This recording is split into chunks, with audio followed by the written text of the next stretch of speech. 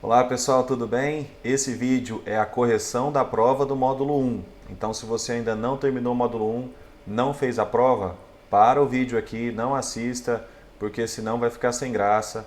É bem simples a prova, é mais para testar o conhecimento de vocês, para ver se vocês estão preparados já para o lançamento do módulo 2. Então vamos lá, eu vou começar com a primeira questão, né? Era realmente uma prova fácil, porque é só eletronormal, então não tem como ficar complicando muito, né? Então você preenchia seus dados aqui, né? Tudo bem. E a primeira questão é em qual velocidade que o papel do elétron corre, né? Como padrão nos aparelhos. Então isso, para quem assistiu às aulas, está mais do que definido, né? Mais do que todo mundo já sabe isso. Então é 25 milímetros por segundo, que é o padrão, né, mundial aí, que seria a questão correta, a prova, a alternativa correta, né? É até uma coisa que infelizmente pode acontecer. Você faz um eletro a 50, por exemplo, que é o padrão 2x lá que está no aparelho, e aí acaba ficando um traçado bem grandão e as pessoas até podem fazer diagnósticos errados por conta disso. Então tem que ficar de olho nisso, tá? Para não errar, é sempre 25. Qual situação a inversão de eletrodos pode passar despercebida? Então, essa é uma questão interessante porque a gente tem também a ideia de que qualquer inversão de eletrodo pode gerar alteração do elétron e seria fácil de ser identificado. Porém, a inversão dos membros inferiores não vai ser detectado no eletro, porque como é uma inversão que o membro inferior direito ele é apenas considerado um terra, uma derivação zero, ela não tem, vamos dizer assim, utilidade para a formação do triângulo imaginário de Einthoven, então não faz sentido, se você inverter ali, o eletro não tem a capacidade de detectar isso. Então o traçado vai continuar sendo da mesma forma, do mesmo formato do eletro com os eletrodos colocados na forma original, certo? Então inversão de membros inferiores seria a alternativa correta. A... Qual que é a forma mais rápida de calcular a frequência cardíaca em eletros feito em formato paisagem, né? A... E aí vocês lembram, é contar, né, a quantidade de complexos QRS e multiplicar por 6, né? Porque aquela tira de geralmente o D2 longo ou qualquer derivação longa que você escolher no aparelho, ela vai ter uma gravação de 10 segundos ali no eletro de paisagem. Diz que quem assistiu às aulas também tirou de letra, é a alternativa C, né? 6. Então você vai para 10 segundos vezes 6, 60 segundos, que é a frequência que você precisa. Alguns confundiram com o 9, né? Mas esse 9 é para aquele eletro em retrato. Quando você tem aquele eletro em folha A4, que ela está em pé, né, na vertical, você tem ali uma gravação de mais ou menos 7 segundos e não 10 segundos. E como são 7 segundos, você multiplicaria então por 9, que daria 63, que é mais ou menos 60 segundos, né? Que é mais ou menos a frequência cardíaca. Então ela é menos fidedigna, mas ela também pode ser utilizada aí, se fosse a pergunta fosse em papel retrato, seria por 9, tá bom? Então, vezes 6. As derivações unipolares, né? Isso aqui também é muito básico, né? Quem ainda não sabe que as derivações do plano frontal e do plano horizontal tem que voltar lá na aula. Então, e quem não sabe o que é uma derivação bipolar e unipolar também tem que revisar o material. Mas plano frontal unipolar é AVR e AVF, né? Também não tinha muita dúvida em relação a isso. Qual derivação mais se parece com o traçado habitual de AVR em ritmo sinusal? Essa praticamente todo mundo acertou, porque todo mundo lembra que AVR é a derivação invertida, né? Então, se você olhar a opção 1, opção 2, opção 1, opção 3 e opção 4, o QRS está aqui em D1 está meio negativo, mas a onda P está positiva. Em D3, no opção 3 e opção 4, o QRS está positivo. Então, a que mais se parece com o AVR realmente é a opção 2 também. Muita gente acertou isso aí, essa foi tranquila. Quais as melhores derivações para enxergar os fenômenos atriais, pessoal? Qual que é a melhor derivação que enxerga o átrio? Falei isso várias vezes também nas aulas. Então, a primeira delas é sempre V1. Então, a alternativa A e D, né, compreendem V1. V1 é a derivação mais importante para ver o átrio, né, porque ele está pegando justamente a visualização do átrio de frente, né? Os fenômenos que estão acontecendo no átrio ali, ele está assistindo de camarote, digamos assim. Então seria entre a alternativa A e D, né?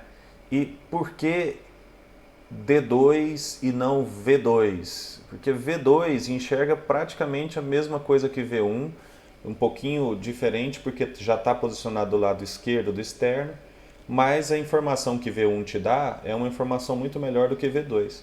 Então aqui no caso, se você olha para D2, que é uma derivação que está enxergando os fenômenos de baixo, né, de baixo para cima, ela consegue também te dar uma perspectiva diferente de V1 e também te ajuda bastante nos fenômenos atriais. Então a alternativa correta era a letra D, D2 e V1. São características aceitáveis de um elétron normal em ritmo sinusal. Também muito fácil, né, pessoal? Olha, intervalo RR entre 600 e 1000 milissegundos, né? Que corresponde exatamente à mesma coisa de você falar que a frequência está entre 60 e 100, né? Então isso aí é o básico, é o eletrosinusal, a frequência realmente está nesse, então é aceitável. Um eixo de QRS em menos 15 também é super aceitável, como vocês já sabem naquela aula de eixo. Uma relação PQRS 1 para 1 também super aceitável, não tem problema algum. Agora, a onda P negativa em D1 e AVF é porque provavelmente, provavelmente não, com certeza esse elétron não é ritmo sinusal, porque o eixo está desviado, está lá no quadrante noroeste, então realmente não é uma prerrogativa, digamos assim, do ritmo sinusal. Então, letra D, a onda P não pode ser negativa em D1 e AVF. Ela pode ser negativa em D1 e positiva em AVF, ou ela pode ser negativa em AVF e positiva em D1. Mas as duas coisas juntas ao mesmo tempo, alguma coisa está errada e isso não é ritmo sinusal. Beleza? Identifique o exemplo de eletro em D2 que é considerado normal. Então, olha que bacana essa questão, né? Quando você olha para D2, o que você espera encontrar? Você espera encontrar onda P positiva. Se o ritmo é sinusal e o eixo está normal, o QRS é predominantemente positivo e a onda T também é negativa. Quando você olha para esses padrões, e aqui eu puxei mais para vocês olharem para o QRS, a gente olha que de cara a opção 4 é um ritmo não sinusal. Por quê? Porque não tem onda P identificável aqui. Então de cara você já exclui a opção 4. E aí você fica entre as outras três opções. A opção 1 tem onda P positiva, a 2 e a 3 também, porém o QRS muda entre as três. Veja que o QRS da opção 1 é um QRS largo, é um QRS mais do que 3 quadradinhos. Então, isso aqui não pode ser considerado um elétron normal. É um elétron com bloqueio de ramo, que vocês vão ver no módulo 2. E a opção 2 também é uma opção que não pode ser considerada normal. Por quê? Porque tem uma onda Q profunda aqui, e essa onda Q profunda, ela deve ser considerada patológica. Não é habitual você encontrar uma onda Q com essa amplitude na derivação D2. Então só nos resta a opção 3, que preenche todos os critérios para ritmo sinusal num eletro considerado normal. Na frequência cardíaca, né, tem várias regras e aqui eu quis forçar vocês um pouco a utilizar alguma regra, mas aqui é muito fácil. Qual que é a frequência estimada desse traçado, né? Alguém poderia contar aqui os quadrados, ver quantos segundos que tem de gravação, multiplicar. Outras pessoas podem utilizar aquela regra 300, 150, 100, 75, 60 dos quadradões, né? Você vai diminuindo a cada 5 quadradinhos ou um quadradão. E você pode também fazer aquela opção de somar quantos quadradinhos você tem entre um QRS e outro e pegar 1500, que é aquela constante que eu já expliquei para vocês da onde que ela vem, e divide pela quantidade de quadradinhos. Então aqui, com certeza, só de bater o olho, essa frequência está em torno de 60. Então seria a opção B de bola, né? E qual é a diferença entre um eletro realizado em um paciente com destrocardia e um eletro de um paciente com eletrodo invertido no braço? Isso aí é um pouquinho mais chato, essa questão eu que deixei por último só para forçar vocês mesmo. E pouca gente acertou até agora, né? Vamos ver como é que vai ser a turma que vai fazer daqui para frente. Mas o básico assim é que a AVR geralmente é positivo, tanto na destrocardia quanto na inversão de eletrodo de braço. O AVF em QRS é isodifásico na inversão de eletrodos.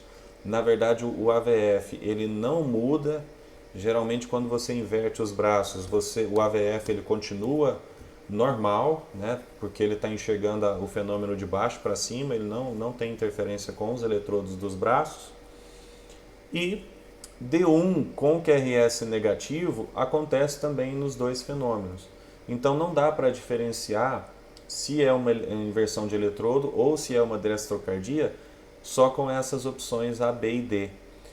O que sobra para nós, e que aí fica como dica para vocês, é justamente a progressão da onda R nas precordiais, né? Quando você tem inversão de eletrodos de um braço para o outro, a onda R progride normalmente nas precordiais, porque não há mudança nesse sentido.